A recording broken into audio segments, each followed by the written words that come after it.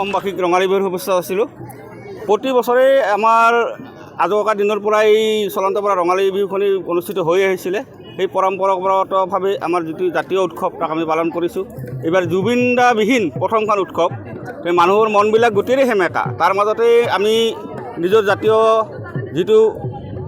জাতিৰ যিটো আমাৰ উৎসৱ সেইটোক আমি খুব মানে এটা আৱেগ ৰাখি আমি এই অনুষ্ঠানখন অনুষ্ঠিত কৰিব লৈছোঁ। প্ৰতি বছৰেই আমাৰ বহাগৰ 15-16 তাৰিখৰ ভিতৰত আমাৰ অনুষ্ঠানবিলাক হয়, প্ৰতি বছৰে হয়।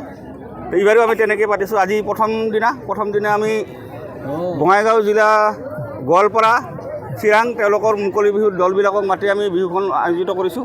অহাকালি আমাৰ মঞ্চত প্ৰদৰ্শনীমূলক নৃত্য হ'ব আৰু লগতে আমন্ত্ৰিত শিল্পীৰ দ্বাৰা সাংস্কৃতিক সন্ধিয়া হ'ব।